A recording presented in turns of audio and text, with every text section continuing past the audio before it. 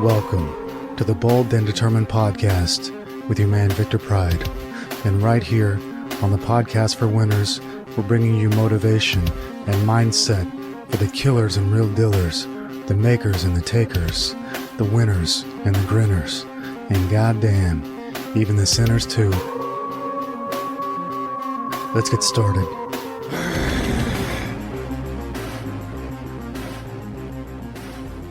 Woo-wee. Here we are again, friends, with another episode of the Bold and Determined Podcast with your man, Victor Pride.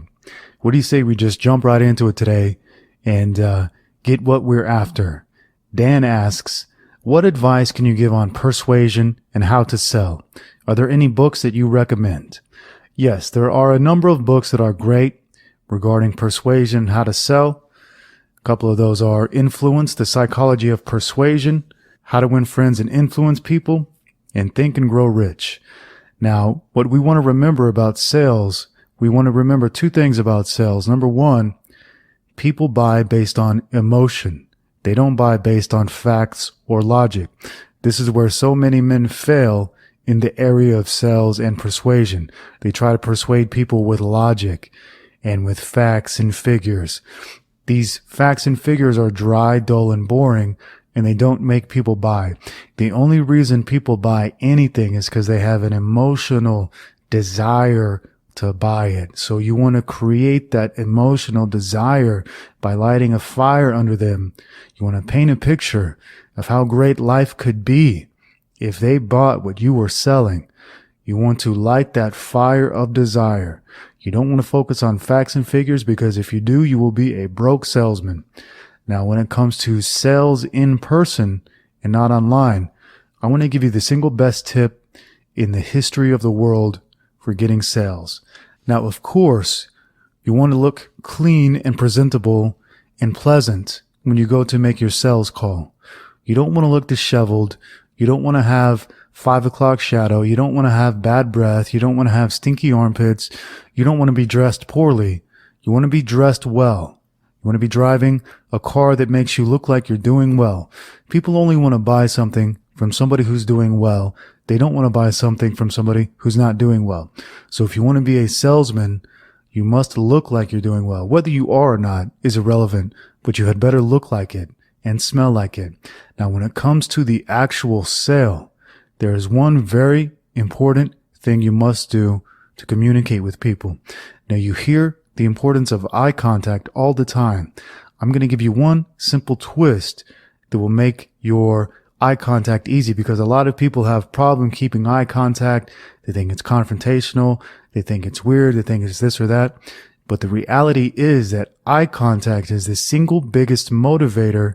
It's the single biggest way that people are going to have faith in you and trust in you. If you notice, cult leaders will always look you directly in the eye, such as the Heaven's Gate cult leader. Watch his video and watch how he never takes his eyes off you. That's one thing they say about cult leaders. They keep eye contact and they don't take their eyes off you. Now, I'm not suggesting you be a cult leader, but there are things we can learn from people who are able to gather masses and have them follow them, as it were.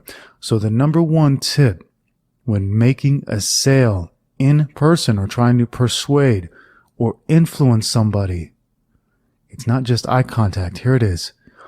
As soon as you begin speaking to another person, as soon as you begin talking to somebody you want to convince, be sure that you concentrate your eyes all the time you are speaking on the center of the person's nose, just between the eyebrows. That's where you want to look the entire time you are talking to somebody that you want to influence or persuade. That point, the root of the nose, concentrate your gaze there, and you will be concentrating upon the root of the person's attention. Now, some people call this the third eye. I call this the money eye.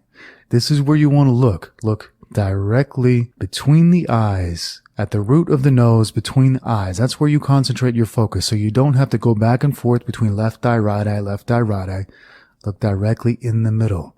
They'll never know what hit them. They're going to pull out their credit card or their cash and give it to you. That is how you influence or persuade somebody in person. Keep your focus all of the time at the center of the eyes. They'll never know what hit them. Joseph asks, How can someone become a bad guy? Well, that's a great question, and let's explore that. Today's bad guy is yesterday's hero. So everything your grandfather and your great-grandfather did, do that.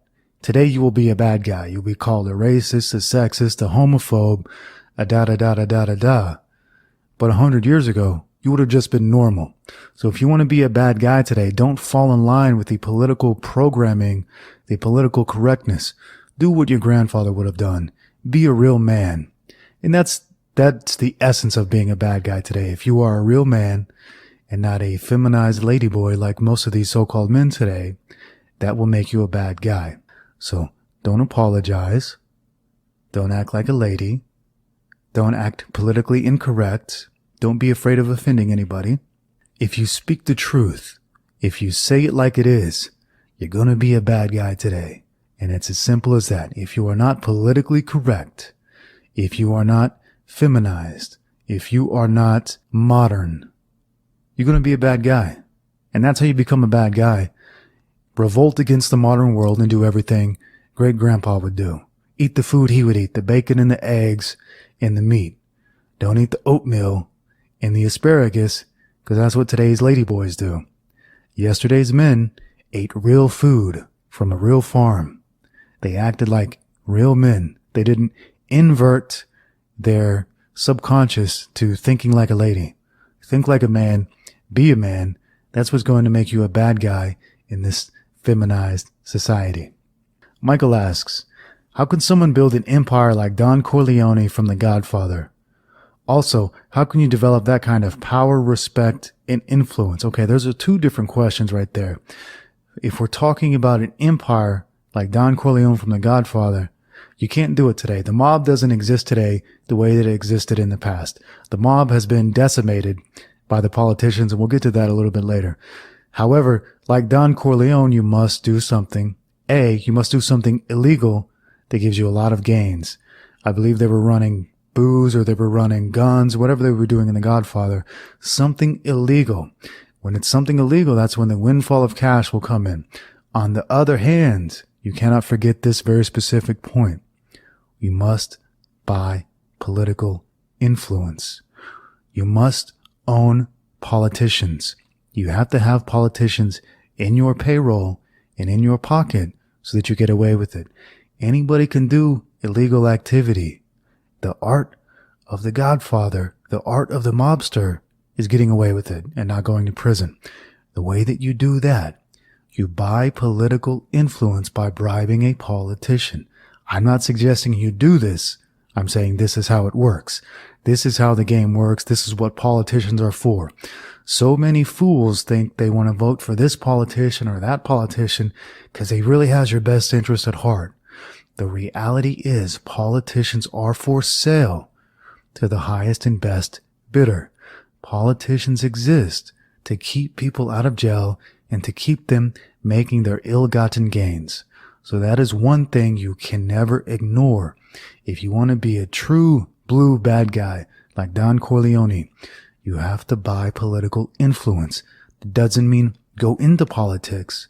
It means you buy the politicians. The politicians are the middleman. The politicians are not the real power. They are simply the dupes, the greedy dupes who can't make it on their own in their own business. So they go into politics so that they can get rich by taking bribes and taking kickbacks and these kind of things. So if you want to be like Don Corleone from The Godfather and want to make some ill-gotten gains and stay out of jail, buy yourself some politicians. Sonny asks, what are your views on gangsters, the mafia, and organized crime in general? Gangsters, the mafia, and organized crime today is different than it was. It's different than we saw in the movies. Today's organized crime is the government. Today's organized crime is the politicians, the bureaucrats, and the governments of the world. When we look at Mexico, when we talk about the cartels this, the cartels that, they're so bad. The reality is the cartels are the government. It is the government today that runs the organized crime. There is no mafia anymore. The mafia is the government. There was a war between the mafia and the governments in the past, and the governments won, they took everything over. The mafia is dead and gone. There's no such thing anymore. Today's organized crime is via the government, is via the politicians and the bureaucrats and the companies that pay off the politicians. That's how you get your unbelievable power today. Companies like, well, let's not name any companies, but companies who are the big companies in seed distribution for farming. They own politicians. So the politicians push through programs and legislation that make sure that they keep a monopoly. That's what organized crime is, a monopoly or a controlled territory. If you want to have a real, true empire, like a Don Corleone, you have to have a monopoly. You can't have competition. And this is what the companies, the organized crime does today via the government. They seek out and they destroy any small, low-level competition so that they don't have any competition whatsoever. When you don't have any competition, you have all the money and all the power. So regarding gangsters and mafia and organized crime, that stuff is super low level compared to the really high level stuff that is being ran by the governments of the world. And that's all we'll get into there. Hercules asks, can it be a good idea to go into politics? The only reason people go into politics is because they are useless people in business. People go into politics because they're greedy. They don't have a plan for tomorrow. They want to get money without working for it. And I could understand wanting to get money without working for it. The problem is these people are not the best and brightest who go into politics. Politicians are our worst people, and I can't express that enough. Politicians are our worst people, not our best. They're our worst, our most greedy, our most short-sighted, our stupidest, and our easiest to bribe and blackmail. So can it be a good idea to go into politics? Not really, because the only thing that's going to happen is that when you get into politics, you're going to realize you're not going to be able to change anything, and your soul is going to be eaten up and destroyed little by little, bit by bit, until you become like them. So you might get into politics with a good heart, thinking you're going to change things. When you get in and so you can't actually change anything, you're going to start to become like them. And politicians, like I said, they are our worst people in the world. Not our best, our worst. Our most greedy, our most selfish, and our most short-sighted. So it's not a good idea to get into politics. A better idea, if you really want power in this world, is to own a few politicians, is to have a few politicians in your back pocket whenever you need them. Because in this world, especially in America, anything can be illegal. They can come after you for anything because there are 10,000 rules in the law book. What you want to have to keep yourself free and clear, you want to own some politicians. And that's where the real power comes in. Not at the political level, above that level, where you are the ones paying the politicians. Again, the people that vote for the politicians don't pay for the politicians. People misunderstand that so much. They think, well, I voted for him. That's good enough. He's going to do what I say. No, he's not. Politicians say one thing to you and then they do another because they have a higher power that they answer to. That power is the people who actually pay them, the people who actually make them rich. They've already got your vote. You understand that? If you vote for them, they've already got it. And the only thing they have to do to get your vote is to use words. All they have to do is say they're going to do something, and then you vote for them. When they're in, they can turn around and do what they were already going to do, which is whatever their master wanted them to do. So, if you want real political power, it's not important to go into politics. It's important to go above politics and own the politicians. Own the bureaucrats. Put them on your payroll. I'm not suggesting you do this, but I'm saying this is what is done. Me, myself, I'm out of this race. I'm not interested in this political game, in this power game. I'm very happy and content doing what I do. But since you ask, ye shall receive. Moving on. Delroy asks, Vic, are you familiar with the theory that Christianity was a product of Rome to reign in the rebelling Judea and unite the fragmenting empire? This cultural and spiritual placating to non-Europeans seemed to set the decline of the West in motion. What are your thoughts on this and Christianity in general? Do you have any spiritual solutions to this mess? Okay, I'm going to answer your last question first. There is a spiritual solution to this mess, and that has to stand above all of this by being detached. Now, all of the religions of the world came from the same place. They all have the same basic message. Of course, over time, Christianity has been perverted. Islam has been perverted. Buddhism has been perverted. Hinduism has been perverted. And it serves the people who own the churches more than it serves the people. However, if you are above all of this and you don't belong to this church or that church, you don't put your faith in some man-made program, which is what religion is. Christianity, it's a man-made program. Yes, we have teachings from Jesus. What we have today are man-made programs designed to keep control over you and designed to make them wealthy and you docile. So the best thing you can do, learn from everything, but claim nothing. Be detached. Be above it all. That is your spiritual solution to this mess. Now, regarding Christianity being a product of Rome to reign in the rebelling Judea and unite the fragmenting empire, of course, it's a tool of control, and I can't make this any clearer than that. Christianity spread because they made it spread. They said, convert or we're going to kill you. They wanted them to do that so that they could have complete control over them. Everything in this world, guys, it's about control. Power and control. So Christianity, you think it's so nice and sweet and gentile and innocent, when really it's about gaining control over you. And of course, we willingly give away control because we think we're doing the right thing. We think by going to church and listening to what the church says, we're doing the right thing, not understanding that it is what is enslaving us. So it's very important to be above it all and be detached from everything and look at everything as a factual basis. Now, of course, the spiritual is not factual. There's nothing factual or rational about the spiritual, but we can live a spiritual life by looking at everything and figuring out what is the best, because all of the religions, if you look at all of them, they all have the same basic messages. They all say the same things, and we can figure out what those things are, and we can discard the rest that is really meant as rules or tools of control.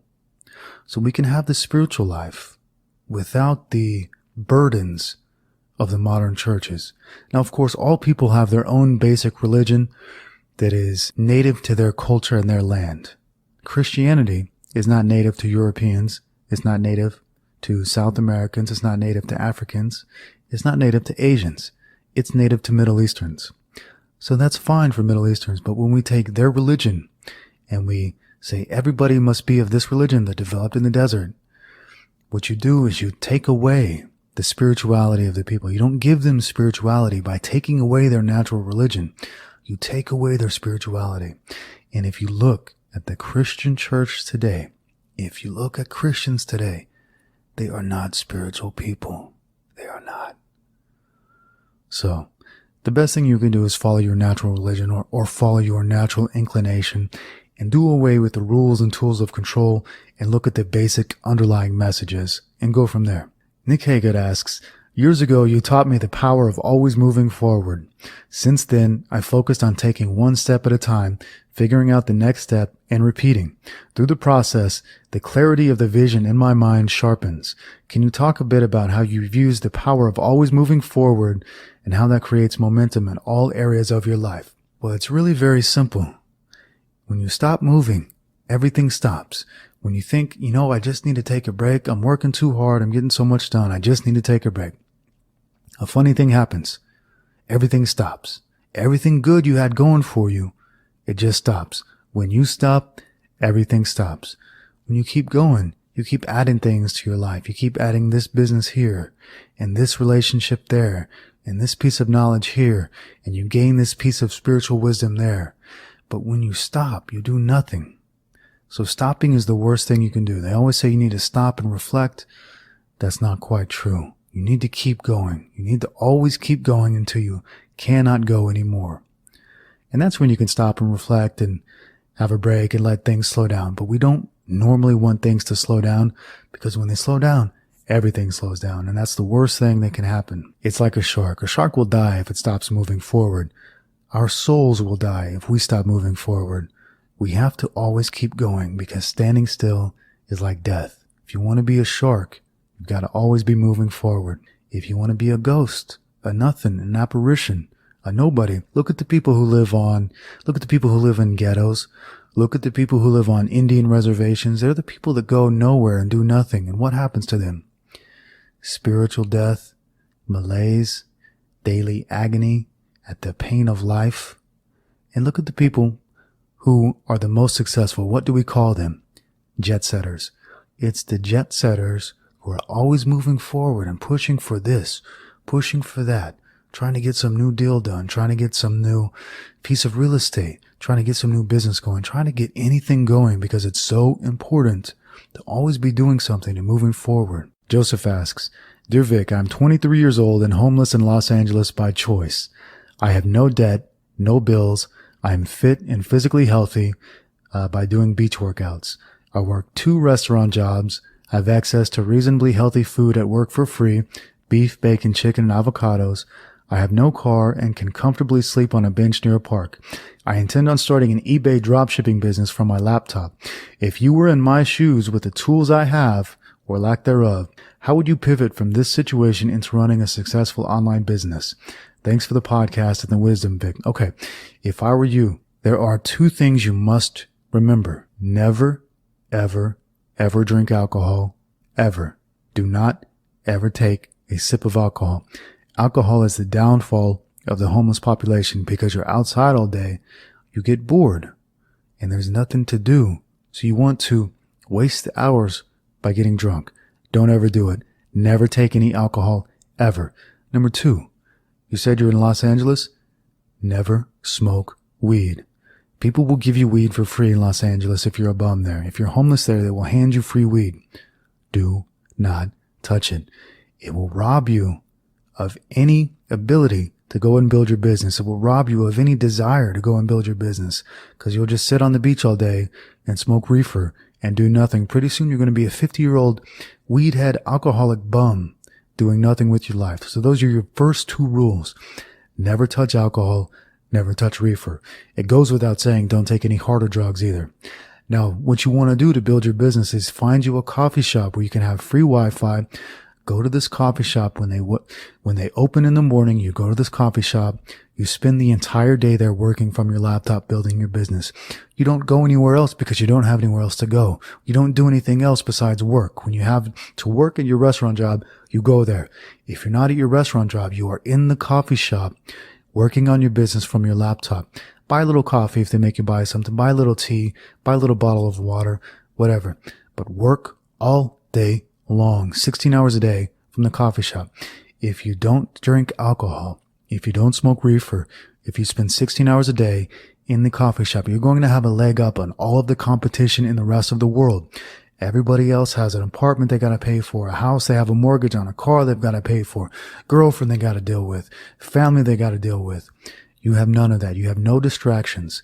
So keep it that way. Keep your mind free and sharp and clear with no drugs, no alcohol. On the other hand, you can keep your mind free and clear by eating the food for free that you have at work, which is beef, bacon, chicken, and avocados.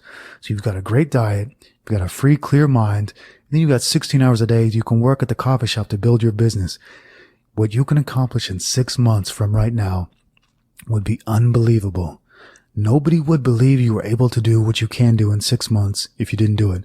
Of course, this is predicated upon you actually doing the work and actually going to the coffee shop every day, like clockwork, without fail, and not surfing YouTube, not surfing Reddit, not doing this, not doing that. Only thing you are allowed to do is build your business. All of the information about drop shipping on eBay is found online.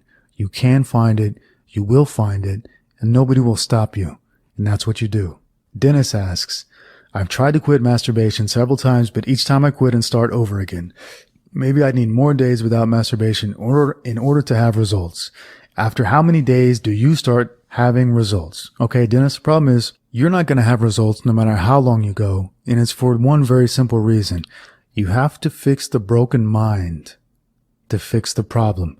The problem is not just the physical act. The problem is the mental lust. The Buddha already told us that lust is the cause of all suffering in the world. Lust is another word for desire, or it's another word for addiction. And that's really at the heart of it. We're addicted to this. And addiction is mental. It's not physical. You don't need a physical release, because people in their natural state, people who live natural lives away from modern man and modern food and modern computers and modern TV and modern advertising, they're not sex obsessed people. They go a very long time in between activity like that, and they don't play with themselves ever, because it's not a natural thing to do. In our society, it's very sex obsessed. If you look at the advertising for a car, for anything in a magazine, everything that exists in advertising is trying to sell you sex. That's the secret of advertising, is sex sells. Because we live in this culture, our minds are degenerated, and we become these sex freaks, these sex addicted freaks who cannot stop thinking about it, because it's literally everywhere. Every time we turn on the TV, every time we open a magazine, every time we see a billboard driving down the street, every time we open our laptop, it's everywhere.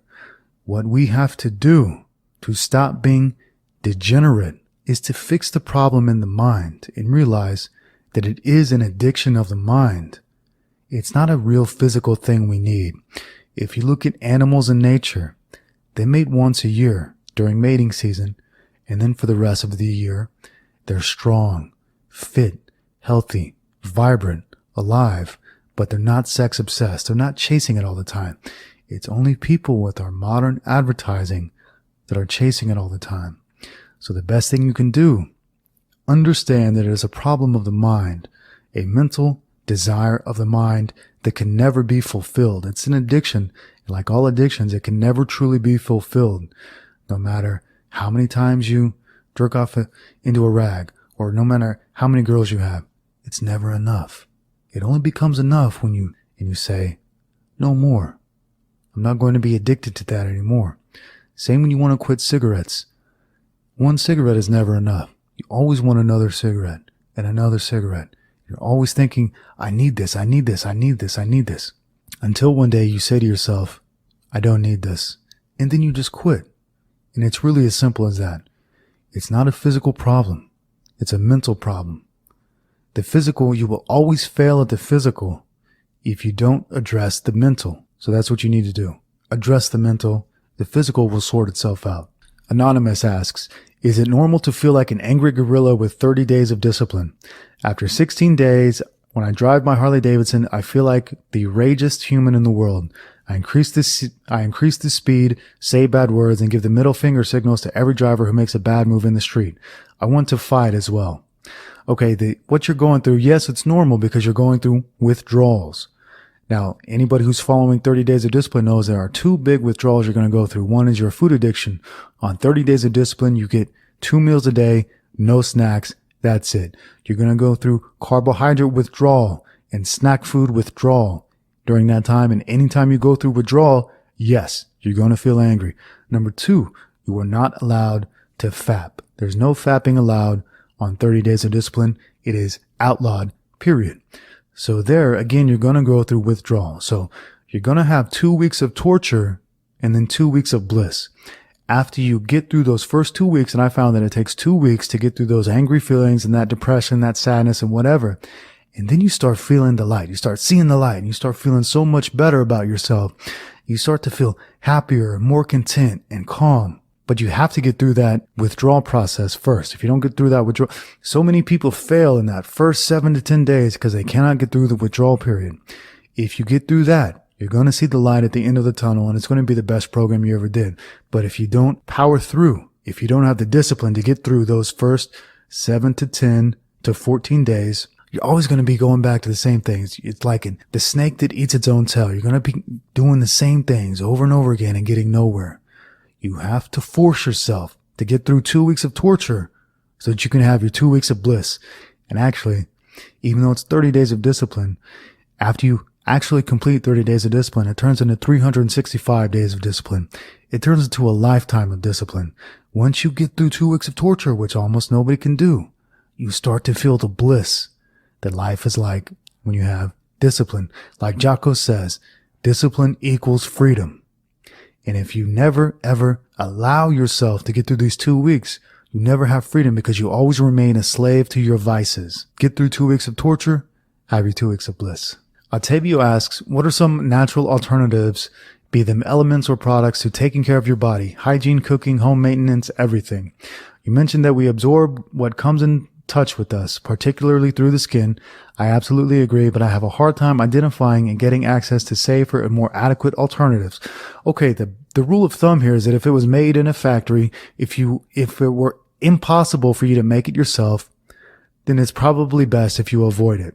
Deodorant, if you can't make it yourself, if it can only be made in a factory, it's probably not the best thing to put on your body, because especially under your arms where you sweat so much, that's going to be absorbed into your body. Shampoo, we all know shampoo has a chemical called SLS, which makes some people even go bald. Can you imagine that? The product that is supposed to save your hair can make you go bald. So look for the products that have the most natural chemicals. Always read the label, number one. And if it has 10,000 chemicals that you don't know what they do, it's probably best if you stay away from it. Now, in a perfect world, we would all go out to the field and pick everything and make everything ourselves. But we can't do that. What we can do is research everything we buy. So next time you want to buy deodorant, just do a little bit of research and find the best one. And you could even use something like baking soda as toothpaste and as deodorant. And that's going to save you from putting chemicals in your mouth, chemicals under your arm, things like that. You can buy a natural bar soap. There are many farms and ranches that sell bar soap made from animal fat, which is nice, natural, healthy. You could even eat it if you wanted to, so you know that it's perfectly okay if it gets absorbed into your skin. If you can't eat something, you shouldn't put it on your skin. That's probably the number one rule you should remember. If you can't eat it, don't put it on your skin. Everything you put on your skin will be absorbed into your body. Your skin pores are like little tiny mouths, and they take in everything. So be careful, read the label, make the best choice you can. Tom asks, hey Victor, I've been a reader of yours for a long time now, but I disagree with one thing you said. In an earlier blog, you disregarded meditation as a silly hippie practice and that productivity is the real way to bliss. However, I find that when I meditate, I'm actually more productive as it gives me more focus and peace of mind. Also, Ray Dalio, a multi-billionaire investor, said that meditating twice a day was the greatest investment he ever made.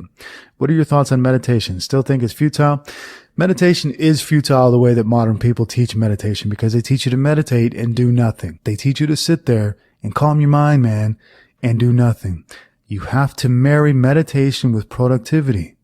Remember the book Think and Grow Rich? That's two things you have to do. Think and grow rich. So many people today confuse meditation as the end result. It's not. It's the beginning. Let's change the word meditation to imagination training. You sit down and you train your imagination. You train your ability to think things. And before you can create a thing, you have to think a thing. And if you never give your time to think, if you never have time for brain training or imagination training, you're never going to create anything. So it is very important to spend time thinking and building your imagination. Nothing was ever built in the real world without first being built in the mind. Something that was thought of and that was never built is completely useless and pointless. So there must be a marrying of the two. Productivity, doing the thing, and meditation, thinking the thing. If you just do what they say today and just sit around and think the thing, but don't create the thing, it is worse than pointless, because it makes you think you've done something when you've done less than nothing. If you're not doing the thing, if you're not creating the action that creates the thing, you are wasting your time, period. But if you use your meditation time as a way to block out the distractions, turn off the phone, turn off the laptop, turn off the television, get away from everything, and spend time alone with your thoughts and let your thoughts develop and let your imagination develop, then it's a very key element of building something.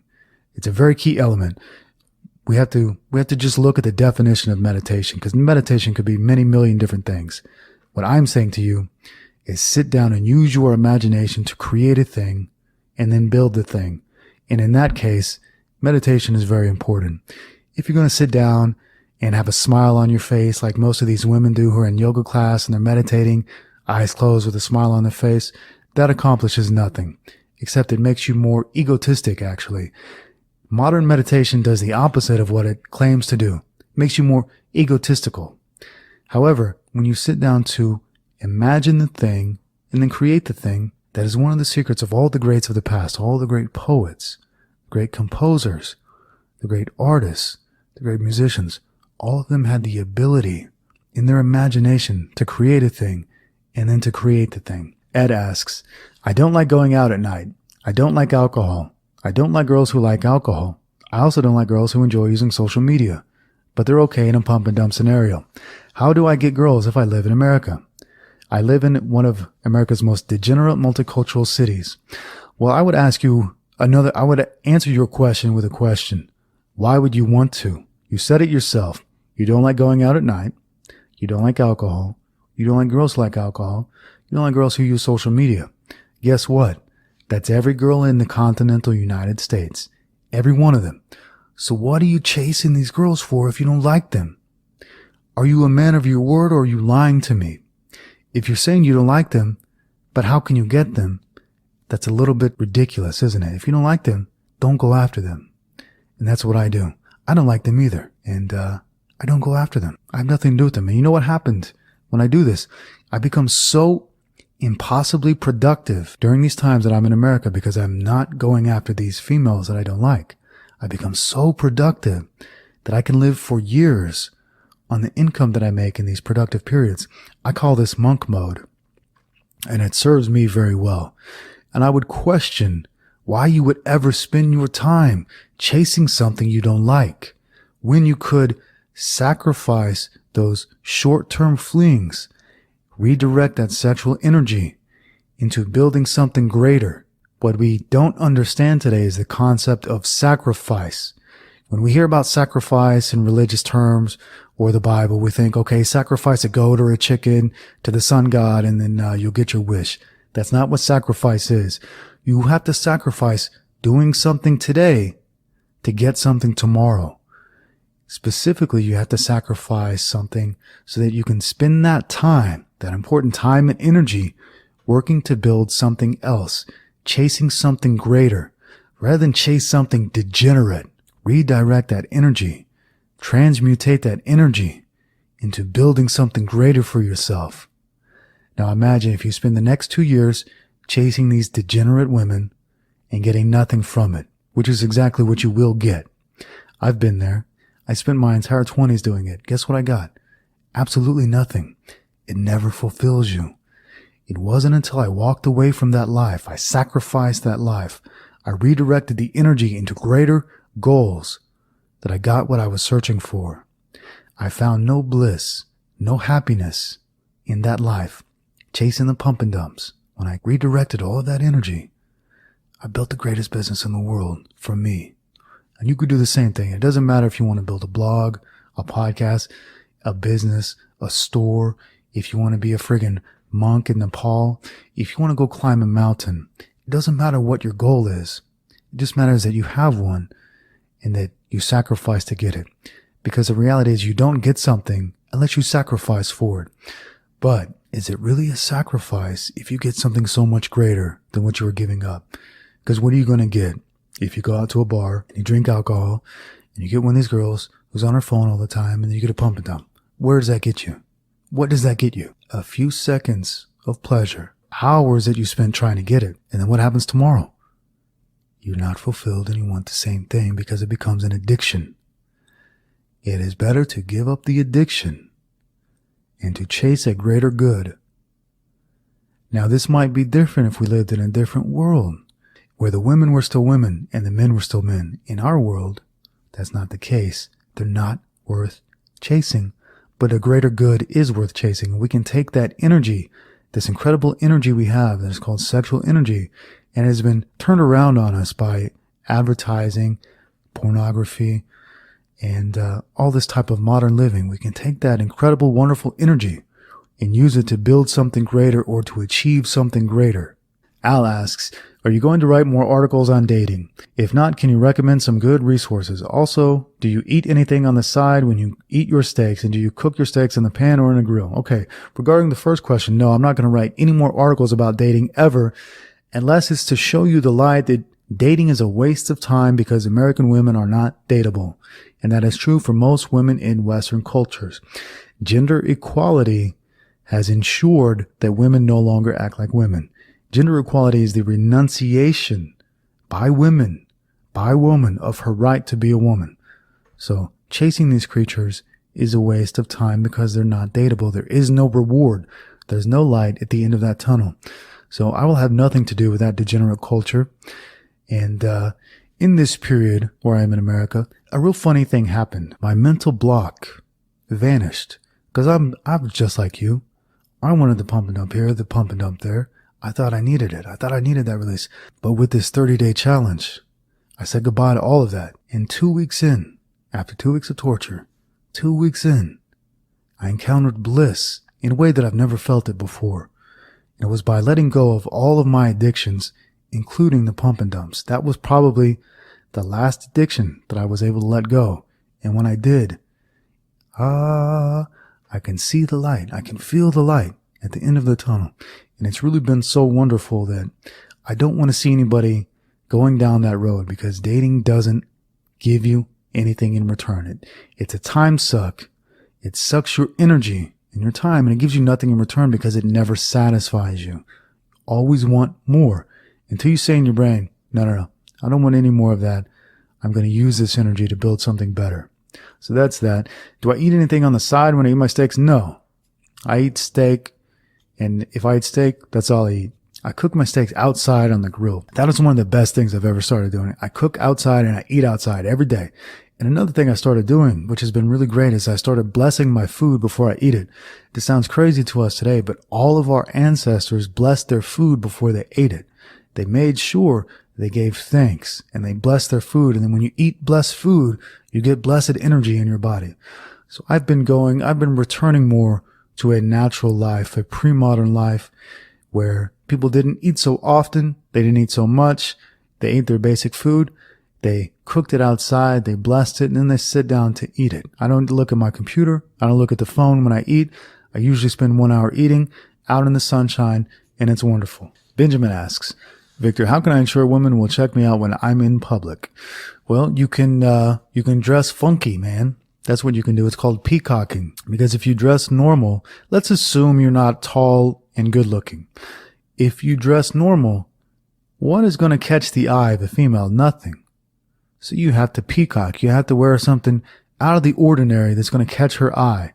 Like a peacock who spreads its feathers and has these colorful feathers that attract the ladies. A man must do the same thing if you want women to check you out. A great way is to wear a suit, a nice fitting suit, because when she sees you, she's going to think, hey, that's somebody I can manipulate into paying my bills for me. But it does help to get their attention on you wearing a suit or wearing some colorful, wacky stuff. Esther Vilar, in her book, The Manipulated Man, she said this, how could woman who takes such pleasure in her own ridiculous masquerade appreciate an unmade-up, conventionally dressed man? And the answer is she can't. You're going to be invisible unless you dress to impress or unless you dress colorfully.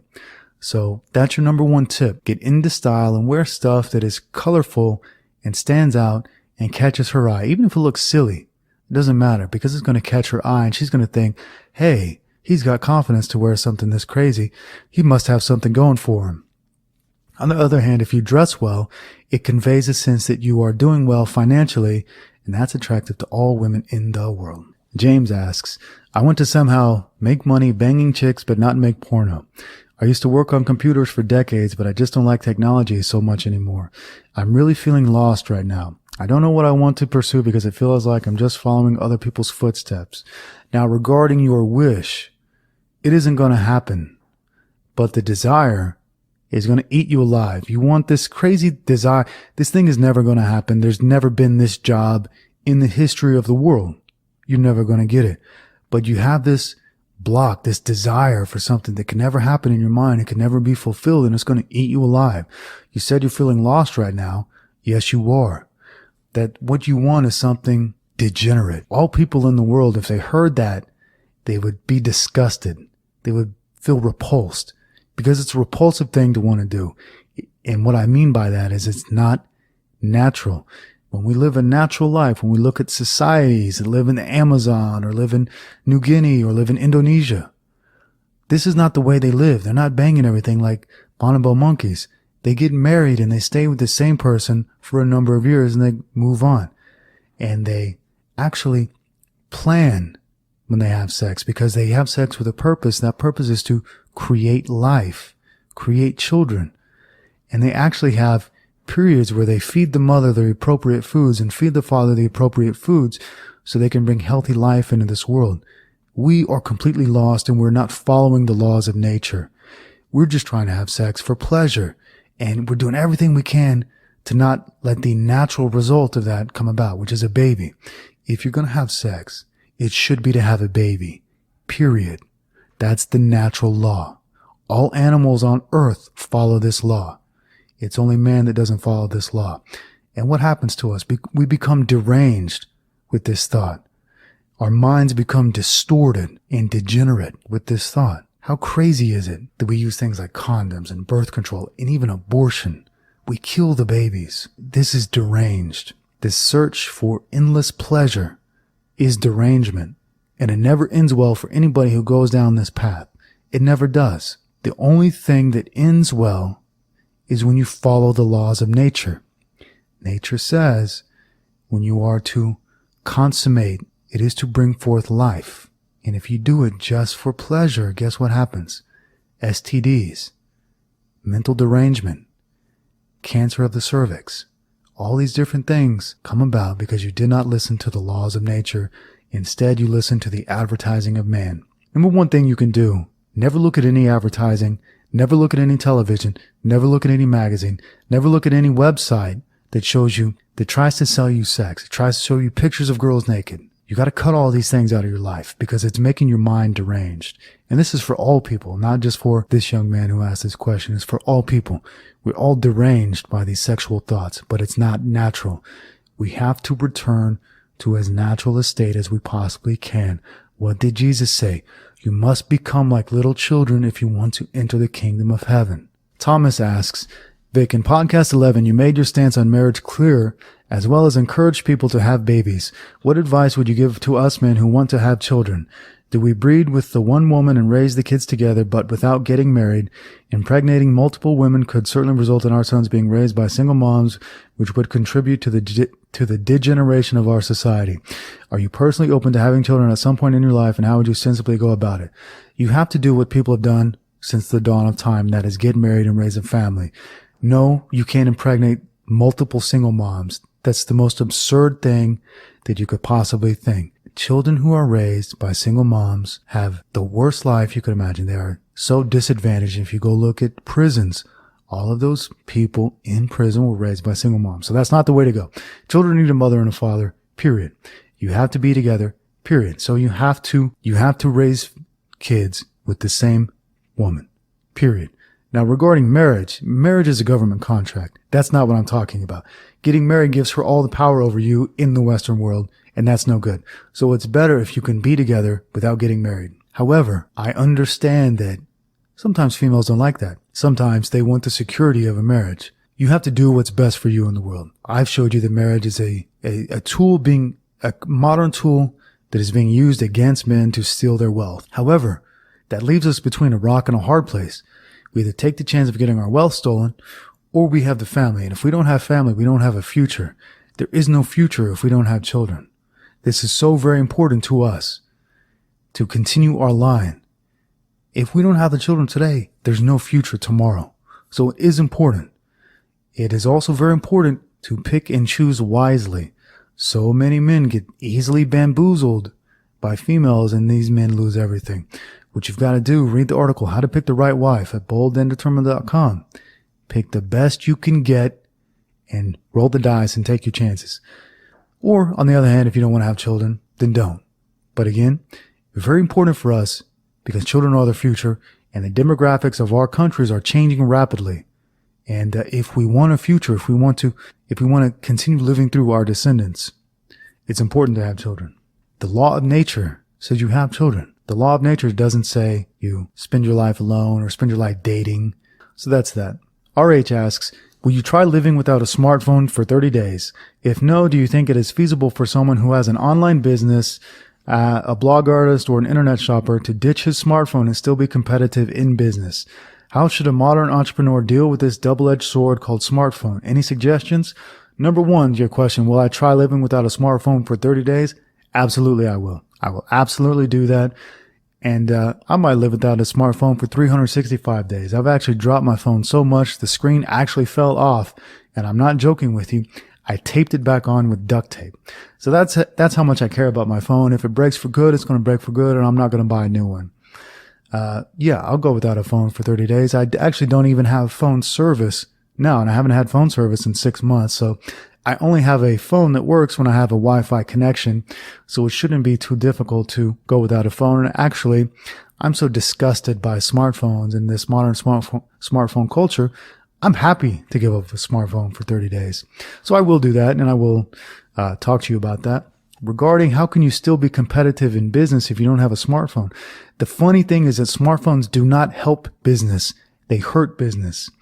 They hurt business because they rob you of the number one thing you must have to succeed: unbroken, focused attention. Now, people give their unbroken, focused attention only to their smartphone, and their business suffers. Before I started B&D without a smartphone, I put all of my undivided, focused attention into the business, and I built up something great. People today, did you ever notice there are no good blogs today? Did you notice that? And that's for a very good reason. People don't have the undivided, focused attention because they're putting all their attention into their phone and into their social media. So it's not a help for business. It's a huge burden. And any would-be entrepreneur should throw their smartphone in the river and put their unbroken, focused attention into their business. The myth is that it helps you. The reality is that it hurts you. Again, going back to the meditation, you've got to have time spent thinking and pondering and dreaming of the business. You've got to spend time building it in your mind. And people today get so bored that even when they have 10 seconds alone, they pull out their phone and they turn off their brain, they turn off their minds, they turn off their imagination, they look at the phone. This is going to kill our society, and it's going to kill new businesses. The best new businesses are going to be built by people who don't use smartphones.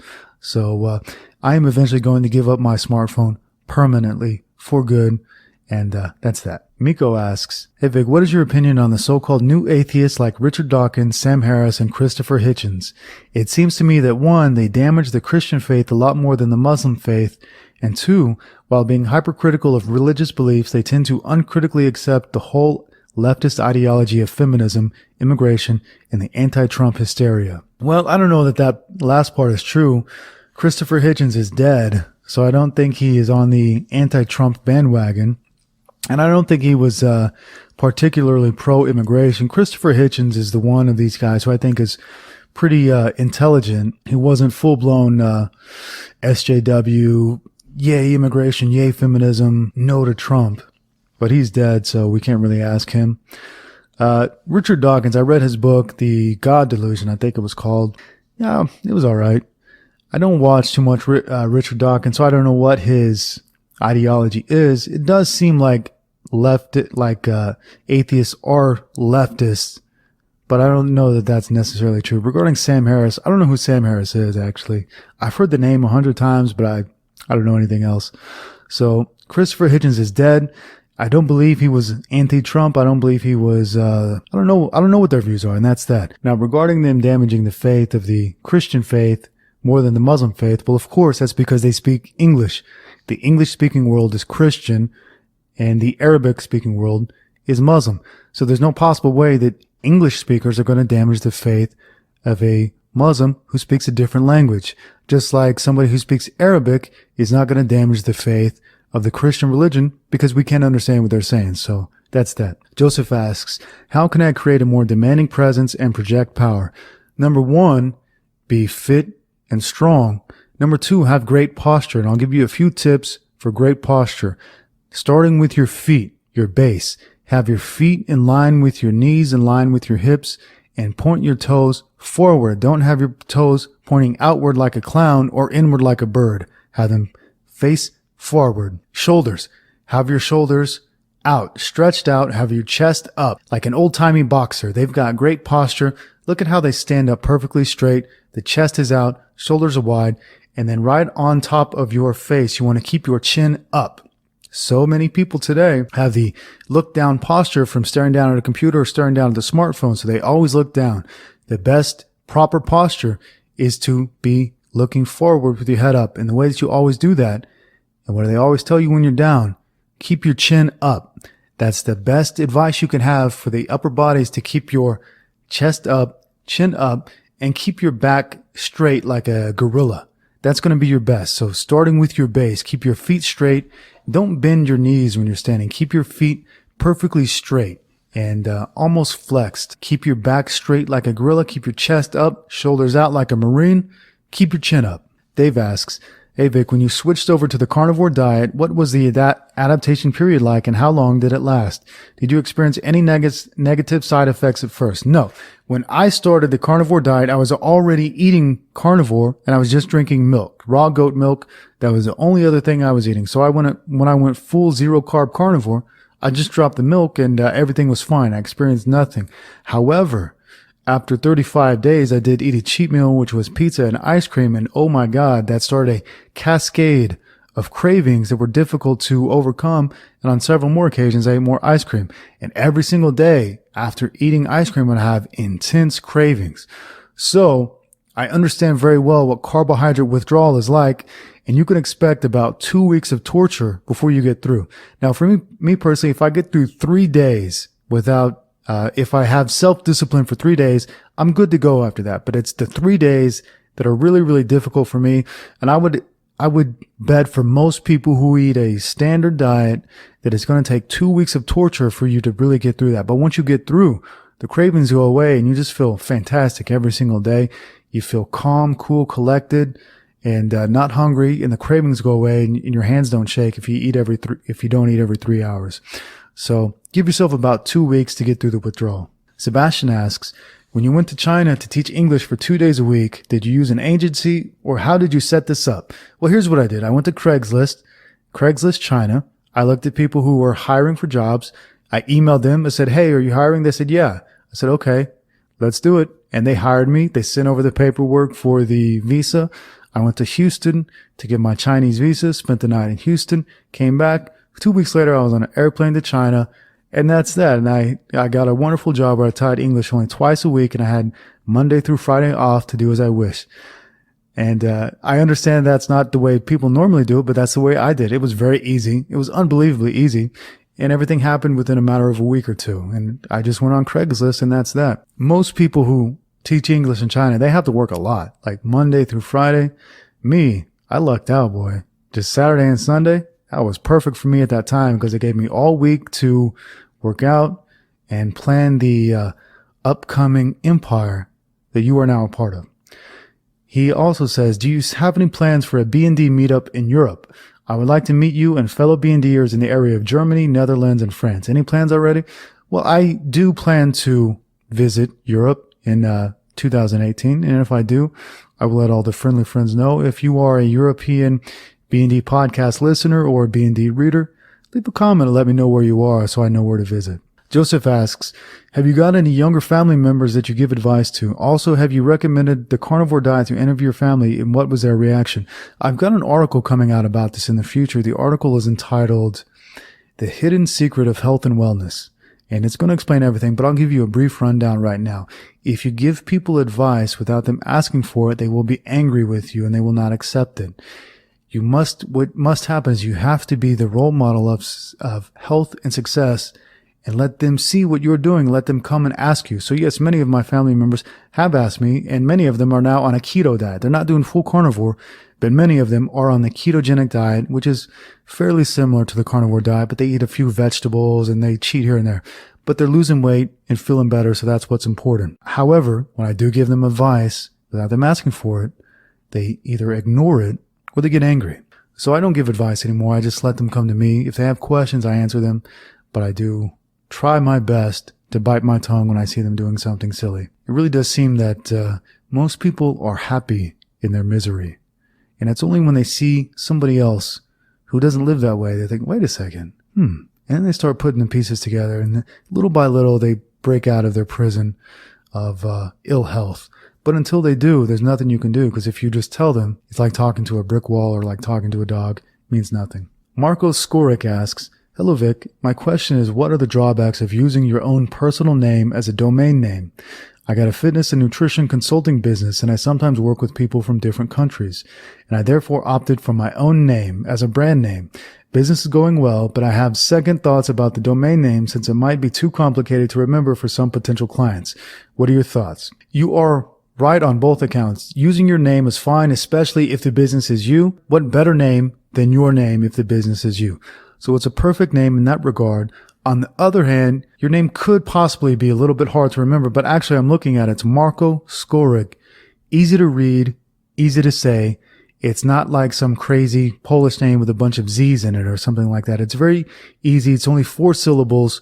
It's not that difficult to remember. And if people are doing business with you, then it's going to be easy to remember your name. And if you want people to do business with you via fitness and nutrition consulting, the best thing you can do is simply call it your name rather than call it something generic like personalfitnesscoachingtown.com.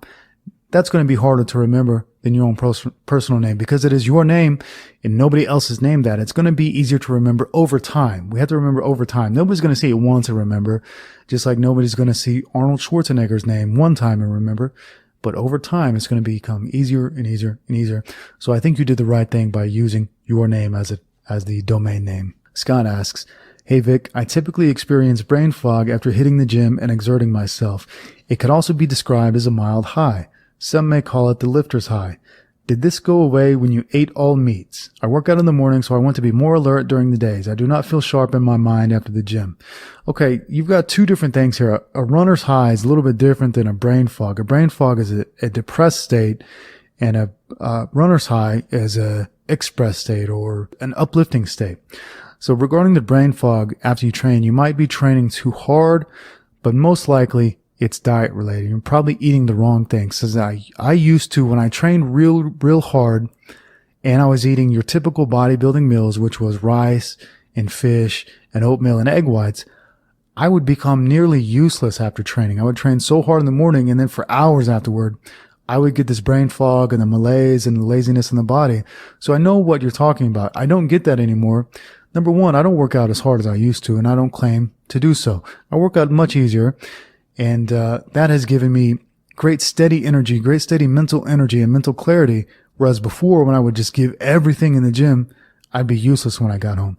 Also, since no longer eating carbohydrates, I never have brain fog ever. I just never do. It's just not a thing that I have anymore. So see about starting the carnivore diet and cutting out the carbohydrates. Because for me, 100%, it is carbohydrates to cause brain fog.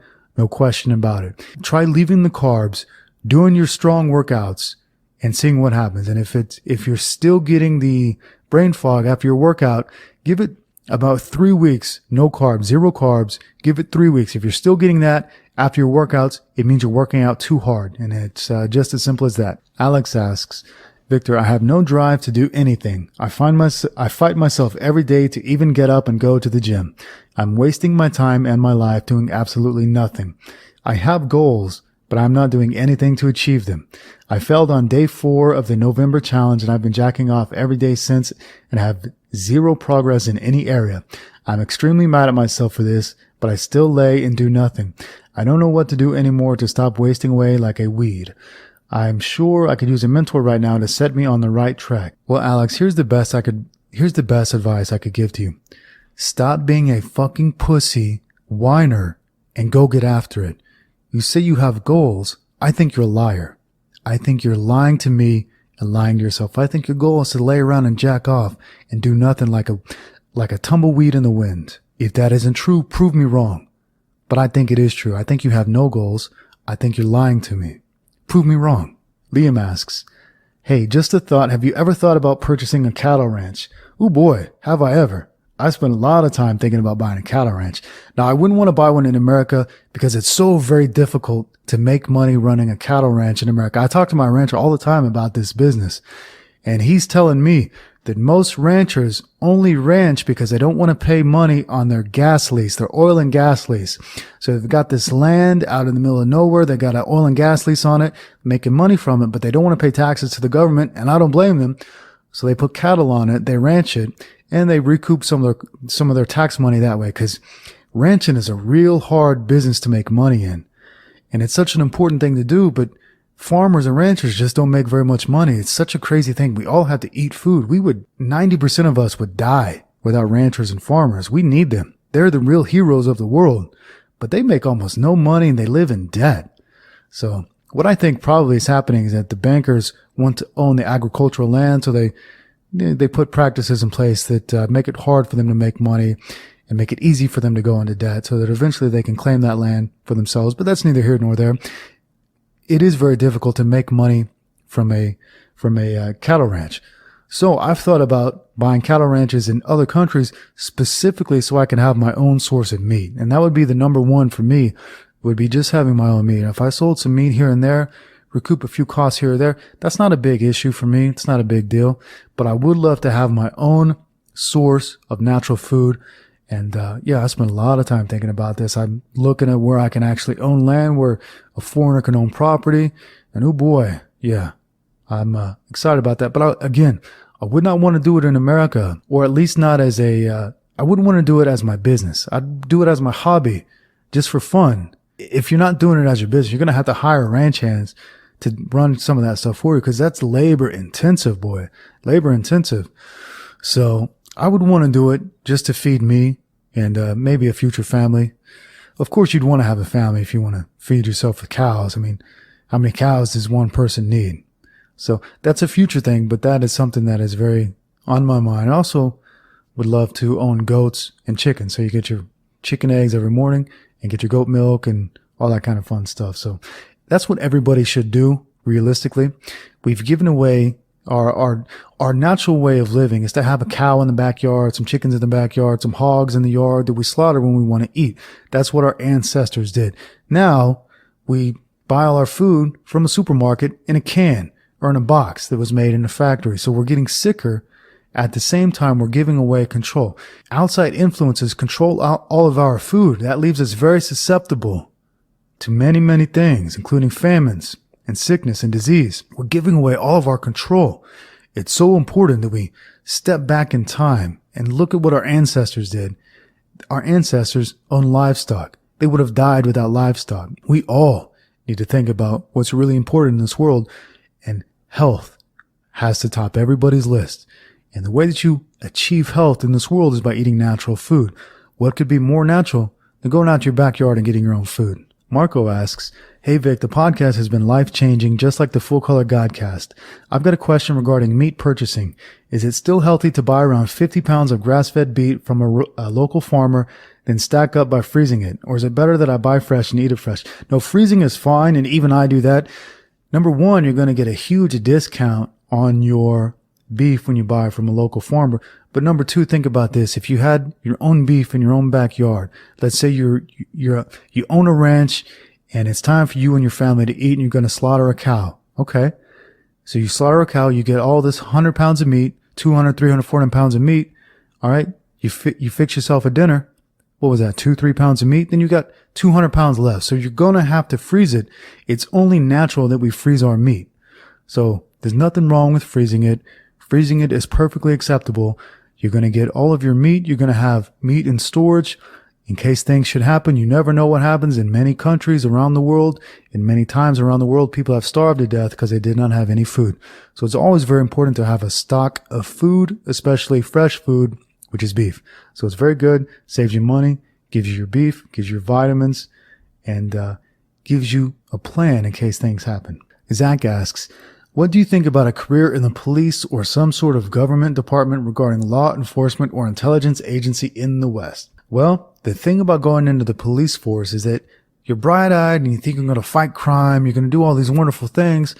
The reality is you're going to be locking people in a cage because they didn't follow some little bitty rule set up by some bureaucrat or politician in Washington or the state capitol. So you think you're going to get bad guys off the street.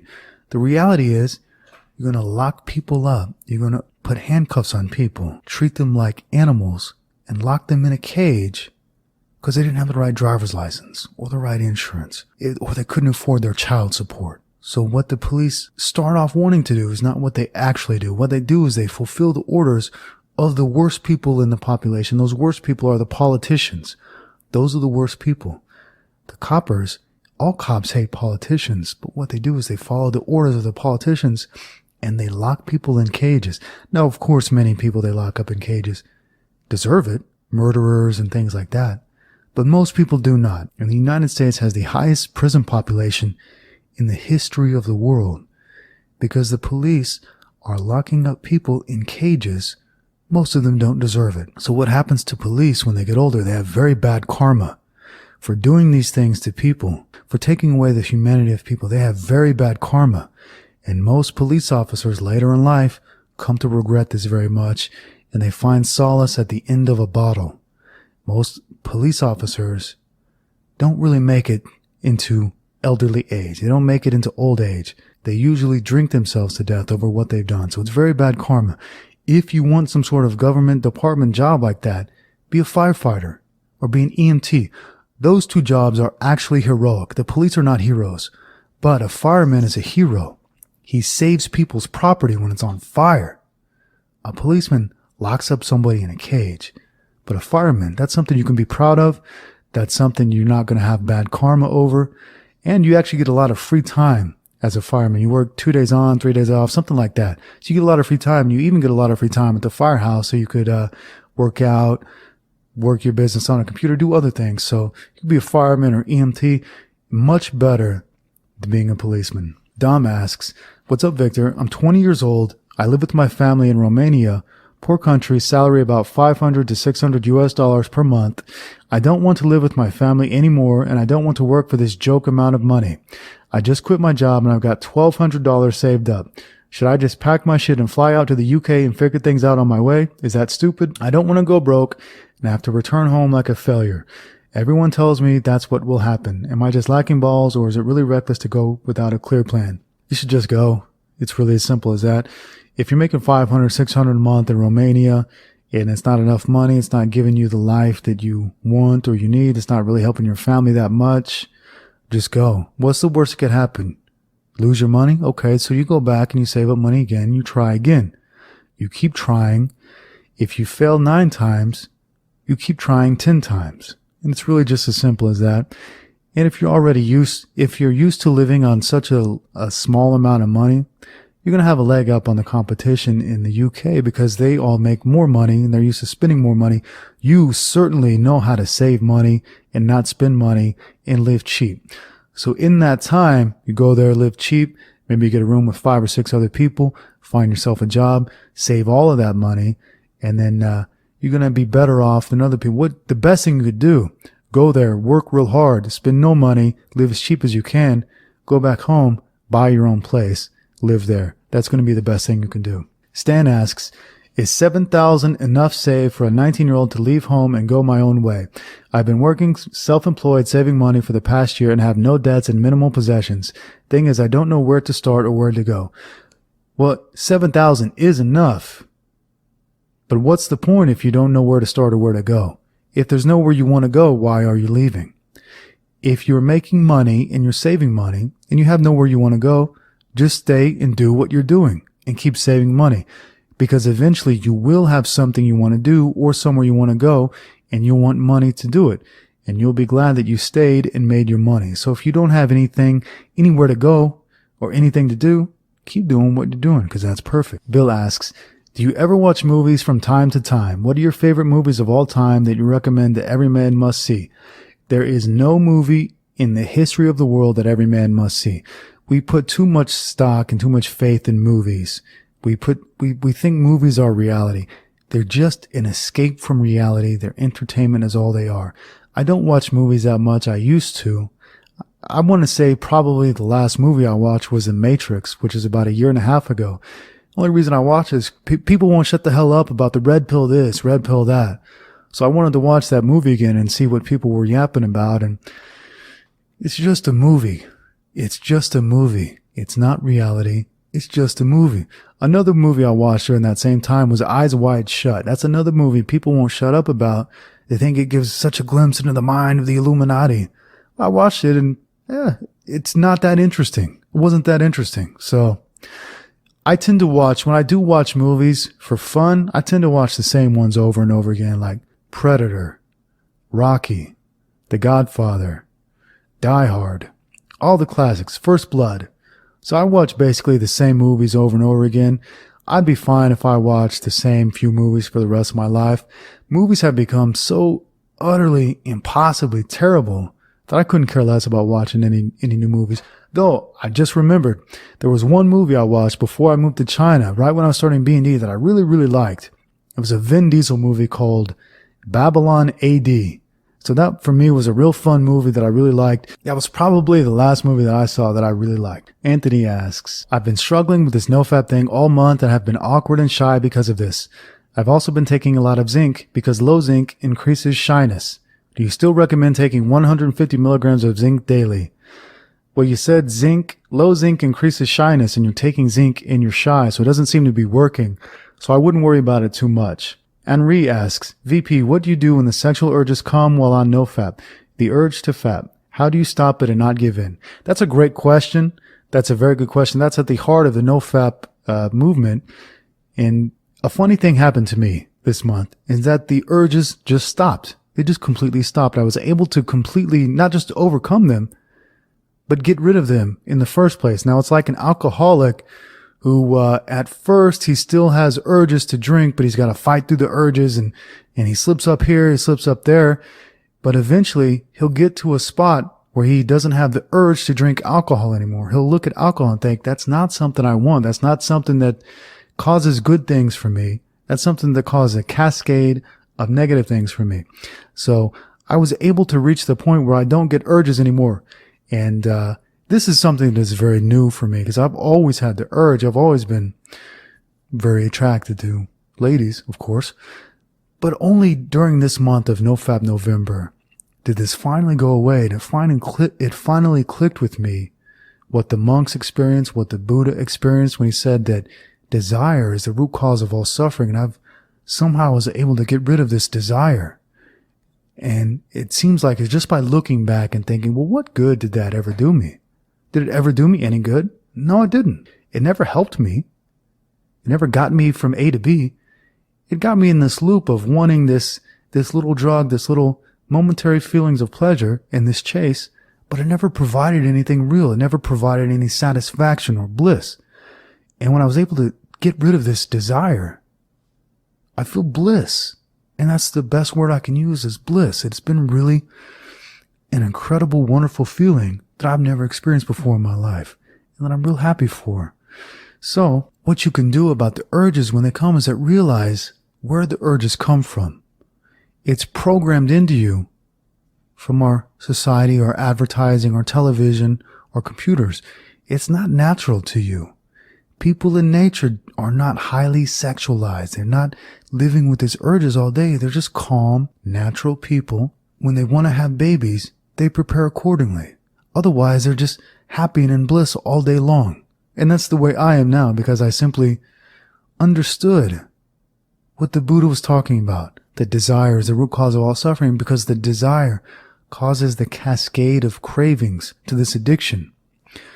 So the best thing you can do is understand that you don't need it. You want it, like an addict wants alcohol, but you don't need it. You don't need alcohol. You don't need a sexual release. That's not true. You don't need it. And many of the greatest people in the world transmuted that energy. They didn't waste that energy on base sexual desire.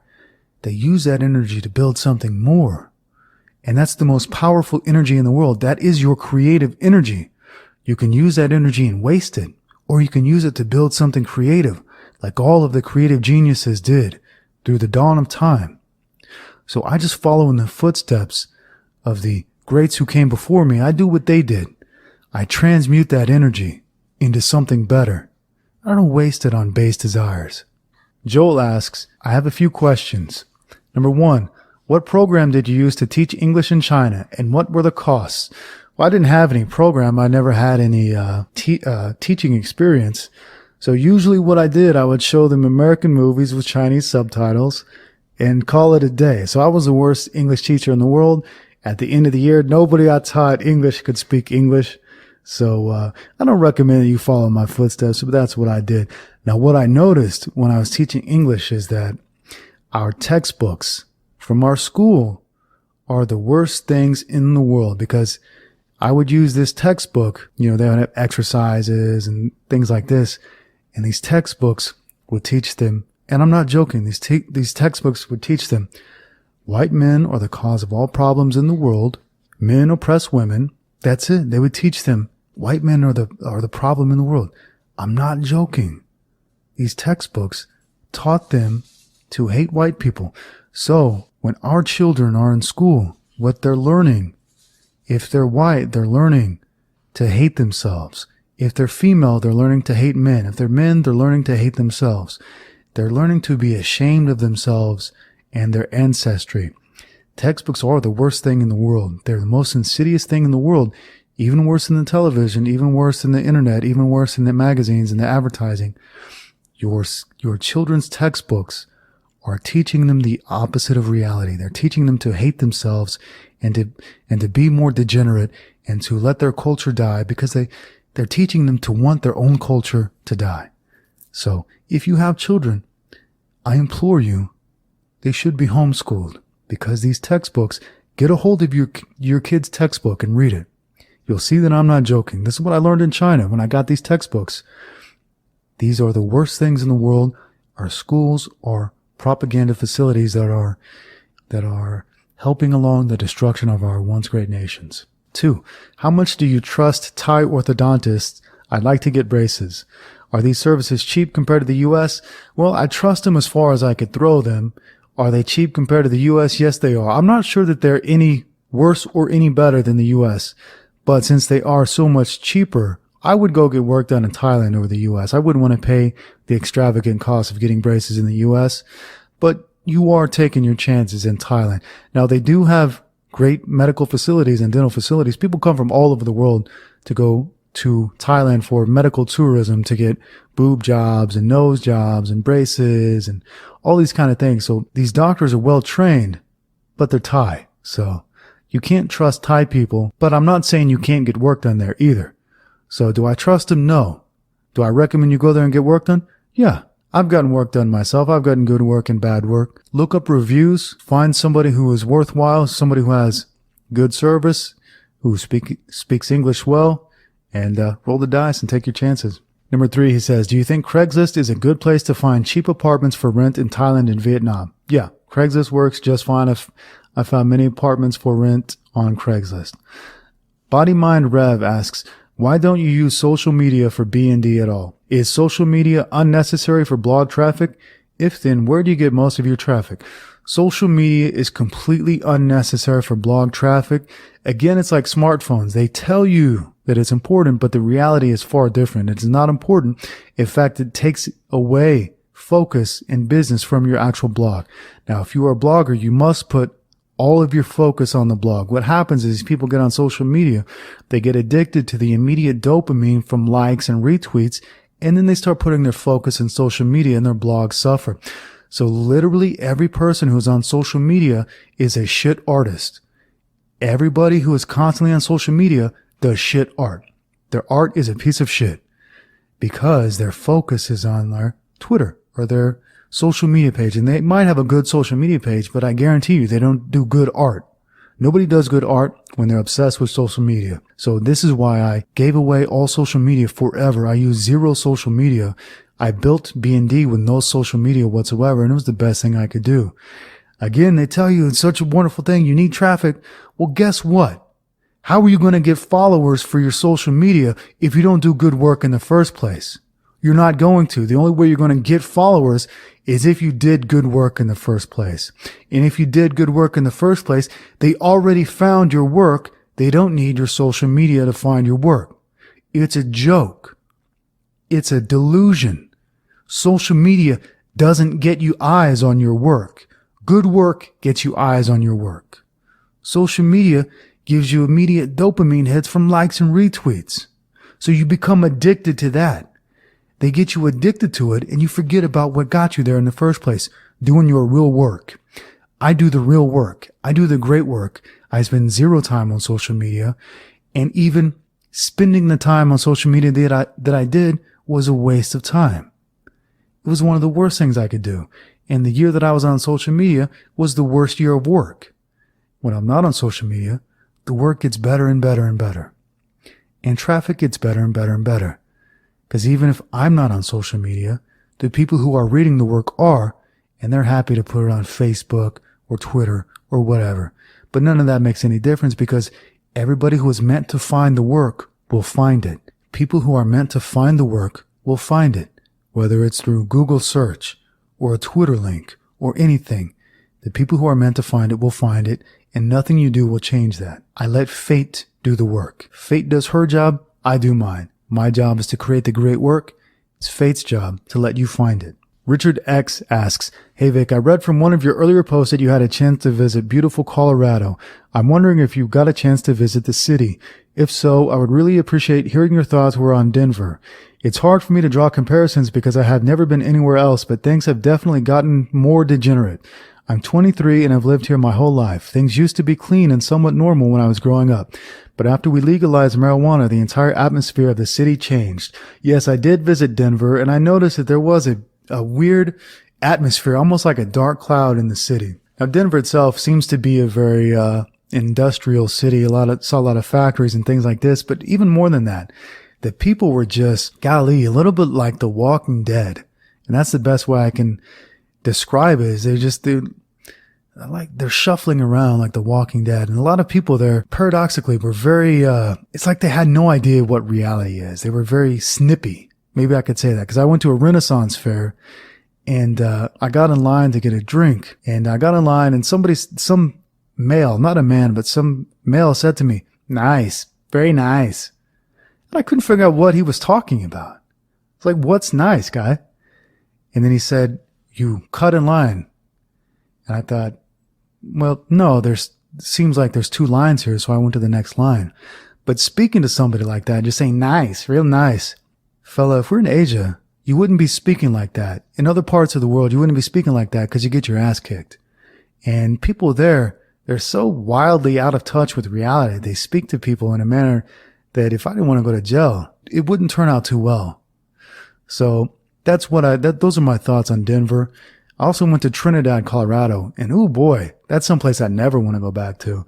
There's a lot of drugged out zombies there and people just walking around like drug zombies. So I don't like these places where drugs are legalized. I lived in Southern California.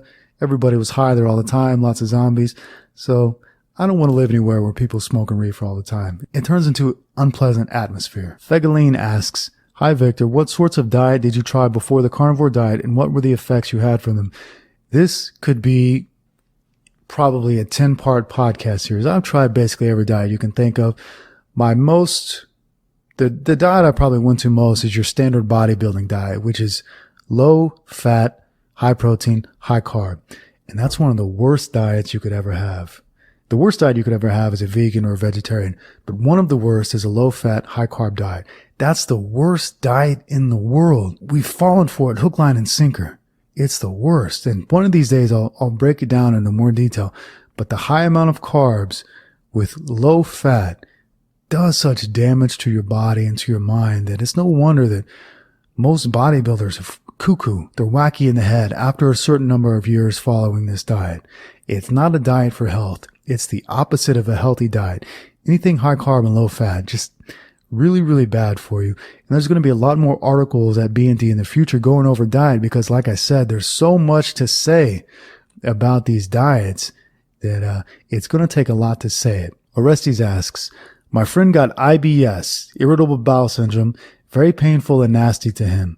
If he will be convinced to try carnivore diet, then should he immediately switch to meat only or reduce his carbohydrates slowly? Which will be better?" It's going to be better if he reduces them slowly because if he cuts out all carbohydrates, he's going to go through massive withdrawal. And that's what we have to understand about carbohydrates. all carbohydrates are sugar. Sugar is a drug. If you quit the sugar, you're going to go through withdrawal. You're going to crave them like crazy. You're going to be irritable, angry. Hands are going to start shaking. So the best thing you can do, just reduce them slowly. So if you're going to have rice and chicken for lunch, have some more chicken and less rice, and cut it out slowly over time so that you don't have such a massive withdrawal to go through. Because when you have this massive withdrawal, you're going to just quit. You're going to give up and go back to eating the foods that you're craving. Because the sugar craving, the sugar withdrawals are some of the most intense in the world. And we don't give sugar the credit it deserves. Sugar is a hardcore drug, and it's going to give you hardcore side effects when you take it out of your diet. So that's that. Reduce it slowly over time to reduce the nasty side effects. Stan asks, how can a man reach self-mastery? Ooh, that's a great question, Stan. That's at the heart of everything B&D stands for, is helping you to achieve self-mastery. And I've got so much to say about this topic. What do you say we go over this in the next episode of the Bold and Determined podcast? We will start off with a soliloquy on self-mastery.